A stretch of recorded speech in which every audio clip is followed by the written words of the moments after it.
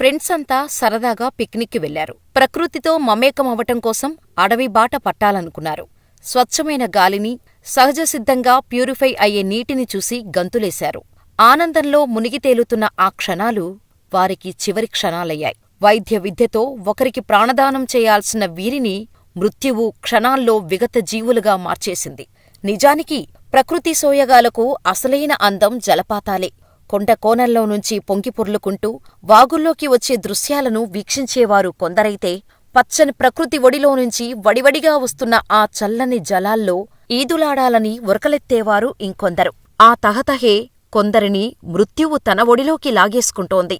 అల్లూరి సీతారామరాజు జిల్లా మారేడుమిల్లి పర్యాటక ప్రాంతంలో జరిగిన ఘోర విషాదం ఆ వైద్య విద్యార్థుల కుటుంబాల్లో చీకటిని నింపేసింది. అసలు మారేడుమిల్లి వద్ద ఏం జరిగింది? ఆంధ్రప్రదేశ్ రాష్ట్రం ఏలూరులోని ఆశ్రమ్ కాలేజీల్లో ఎంబీబీఎస్ సెకండ్ ఇయర్ చదువుతున్న 15 మంది వైద్య విద్యార్థులు మారేడుమిల్లికి పిక్నిక్ కోసం వెళ్లారు. వారందరూ ట్రావెలర్ వాహనంలో ఆదివారం మారేడుమిల్లి పర్యాటక ప్రాంతానికి చేరుకున్నారు. అలా మారేడుమిల్లి నుంచి చింతూరు వెళ్లే అంతర్రాష్ట్ర రహదారిలోని ఫేమస్ వాటర్ఫాల్ అయిన జలతరంగని జలపాతం వద్దకు చేరుకున్నారు. అసలకే యువత ఆ జలపాతాన్ని చూసి మైమరిచిపోయారు. అలా జలపాతం వద్దే కాసేపు సరదాగా గడిపారు. నేచర్తో ఫోటోలు తీసుకునేవాళ్లు కొందరైతే, వీడియోలు తీసుకొని సంబరపడేవాళ్లు మరికొందరు. అప్పటికి మధ్యాహ్నం 1:30-2 గంటలవుతోంది. ఇక విద్యార్థులంతా స్నానాలకు దిగారు. ఇలా వారు సరదాగా ప్రకృతిని ఆస్వాదిస్తున్న టైంలో ఒక్కసారిగా భారీ వర్షం కురిసింది. దీనికి తోడు కొండల్లోనుంచి భారీగా వరద నీరు ముంచెత్తింది. ఒక ఉప్పెన మాదిరిగా విలయతాండవం చేస్తూ ఒక్కసారిగా జలతరంగిణి కాస్త జలఖడ్గంలా మారి ఉగ్రరూపం దాల్చింది. మొత్తం 14 మంది మెడికోలలో 5గురు జలపాతంలో చిక్కుకుపోయారు. ఒక్కసారిగా ఉధృతి పెరగటంతో ఆ 5గురు విద్యార్థులు ఆ ప్రవాహంలో కొట్టుకుపోయారు.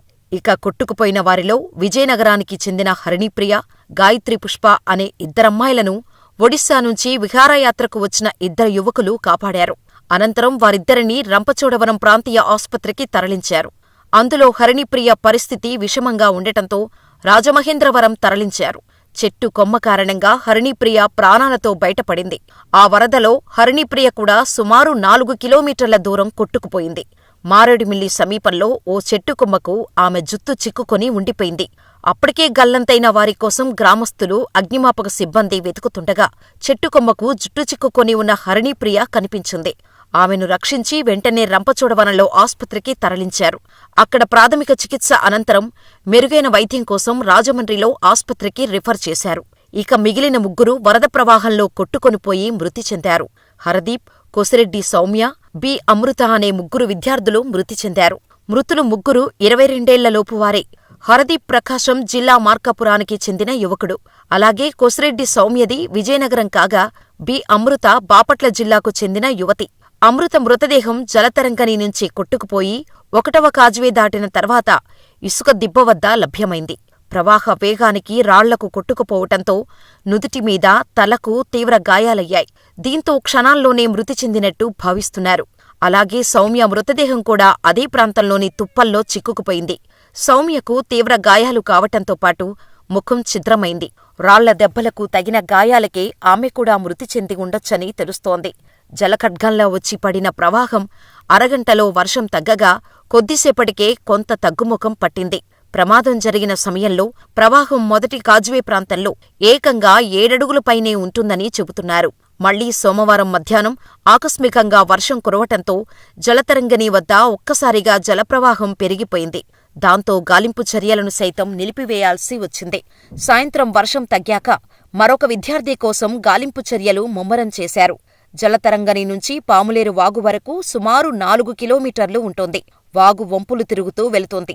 దాంతో ప్రవాహ వేగాన్ని దృష్టిలో పెట్టుకుని గాలింపు చర్యలు కొనసాగిస్తున్నారు. 2వ కాజ్వే వద్ద తూముల్లో కూడా గాలిస్తున్నారు. ప్రమాదం గురించి తెలుసుకున్న విద్యార్థుల తల్లిదండ్రులు కన్నీరు మున్నీరుగా విలపిస్తున్నారు. గతంలో కూడా హిమాచల్ ప్రదేశ్లో వరద నీటిలో కొట్టుకుపోయి దాదాపు 23 మంది విద్యార్థులు మృతి చెందారు. కారణమేదైనా విహారయాత్రలు విషాదయాత్రలుగా ముగుస్తున్నాయి. చిన్నపాటి నిర్లక్ష్యాలే ప్రాణాలను తోడేస్తున్నాయి. పిక్నిక్లని, వాటర్ ఫాల్స్, నదీ పరిసర ప్రాంతాలకు వెళ్లే విద్యార్థులు అప్రమత్తంగా ఉండాలని, అస్సలు కేర్లెస్ గా ఉండొద్దని అధికారులు, పోలీసులు సూచిస్తున్నారు.